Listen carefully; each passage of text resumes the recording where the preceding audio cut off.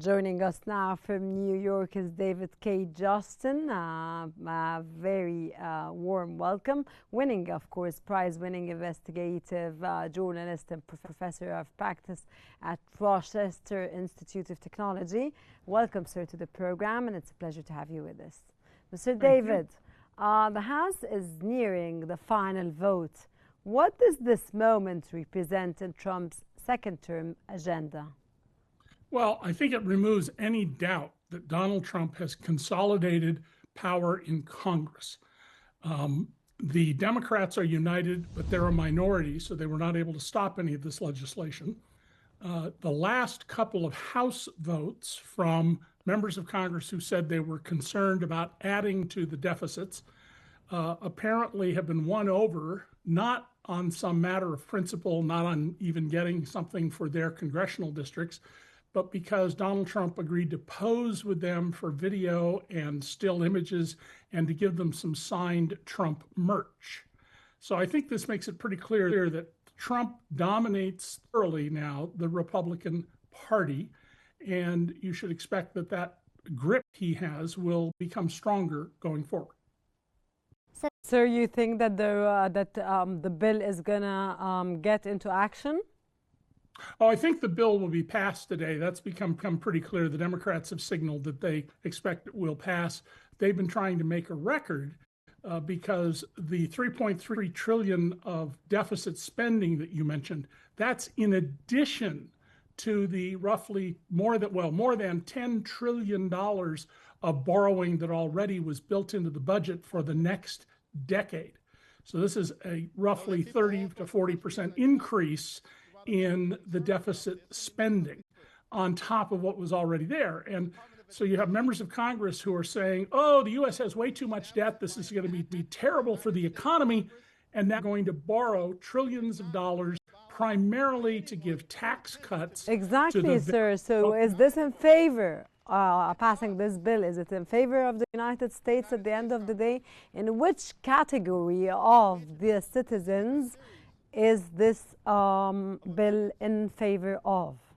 Yeah, economically, this is very bad for the country as a whole. The thing is heavily economically weighted. It's very bad for the country as a whole. Absolutely. First of all, it gives new tax cuts to people who already have more money than they know what to do with. The typical billionaire pays about 8% of his income to the U.S. government in income taxes. My wife and I, we're just professionals. My wife's a retired charity executive. We pay about 24% of our income to the federal government, 3 times as much as billionaires, and yet they make more money in a day than we make in a year. In addition, it's going to lead to closing a lot of rural hospitals, which means people who suffer, say, a stroke in many states are not going to be able to get to a hospital within what's called the golden hour after a stroke to get medical treatment. It's going to severely cause increases in the health insurance premiums of everybody else because as they've cut Medicaid, which serves about 1 in 5 Americans with health care, by cutting Medicaid, it will force higher insurance premiums for those people who have health insurance, and it will no doubt force cuts in what's called Medicare, which is the American health program for people 65 and older. Sir, let's dive into the tax side. Tips, overtime, insult deduction relief. Who really gains, sir?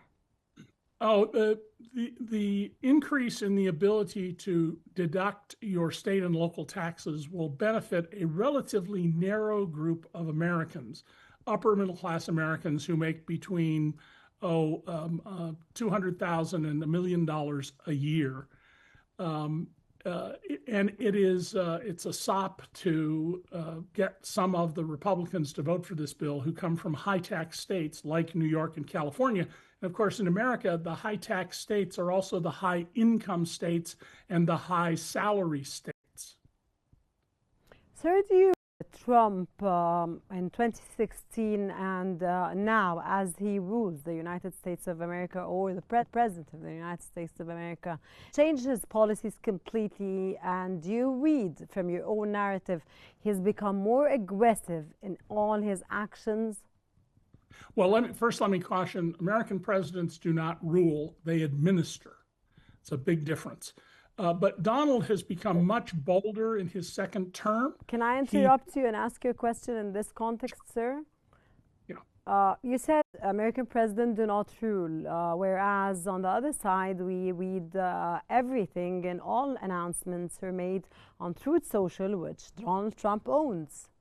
Right. And he takes decisions on one-man show decisions. Yes. So what's changed in Donald's second term is he has become America's dictator. He hasn't fully consolidated his power.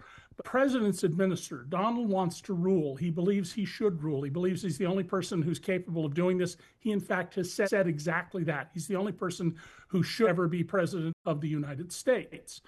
And so he unilaterally acts, and where he can't, he seeks to quash people, threaten to deport people he doesn't like the presumptive next mayor of New York City. So Donald is not behaving the way American presidents are supposed to. They're supposed to administer, not rule. That was my fundamental point. But absolutely, America, as of today, is a dictatorship. It's just not a fully consolidated dictatorship. He's still working on consolidating his power. And indeed, one of the Supreme Court justices in a dissent last week said that the road that we're on leads to unaccountable power by the president. Dictatorship is the word that it was your narrative, and that is now applicable on Trump. Okay, Trump's rollback of energy tax credits could decimate clean tech. What's the long-term cost, sir, from your own perspective? Is ending subsidies for solar and wind, which are the cheapest ways to generate electricity now. So ending those subsidies and taxing any future projects unless all of the materials are made here in the U.S. means Americans will pay higher prices for electricity. And after all, electricity is the defining technology of the modern world. We couldn't be talking right now without electricity. So this is part of Trump's general scheme to reduce burdens on the very well-to-do and raise them on people below. The poorest fifth of Americans, those who make less than $15,000 a year, they're going to see their taxes go up an astonishing 78%. The next group, who make up to about $30,000 a year, they're going to see their taxes go up 20%. But people who are in the $1 million a year and $1 billion a year and multi-billion dollar a year income groups, they're going to see their taxes fall by hundreds of thousands and in some cases millions and millions of dollars each year.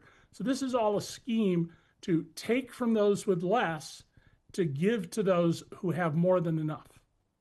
Okay, Speaker Johnson, sir, relied on extreme pressure to get here. What does that signal about GOP cohesion, sir?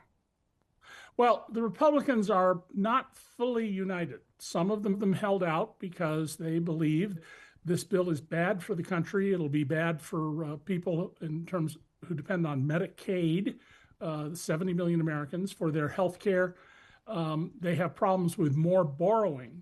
But all but a handful caved at the end of the day, which tells you that Donald Trump is very successful in telling Republican lawmakers, if you don't go along with me, I will see to it that you are out in the next election, because in the primary, where you run for the nomination. And do you think he will be available in the next election, Donald Trump himself?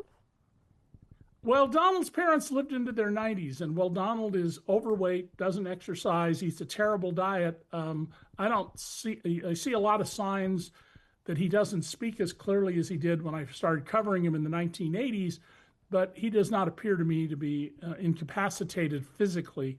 So, yeah, I expect that what's going to happen in 2028, in the next presidential election, is he's not going to leave. Okay, sir. Sir, is this bill a legislative win or a looming political burden? And where does the Democrats stand if part of the Republicans are already against this bill? The Democrats have not come up with an effective message. And they need policies that will resonate with working class people in America. Trump owes his election to people who were the traditional working class, factory workers and the like, who supported the Democratic Party. And they simply haven't come up with a message. Now, in New York City, we found that a man who is a Democratic socialist won the mayoral primary, will undoubtedly go on to become the next mayor of New York City. Donald Trump is now threatening to charge him with crimes and deport him because he doesn't like him. He calls him a lunatic. But the Democrats need to find a cohesive message. They need to find leaders because human beings are herd animals. We tend to follow leaders.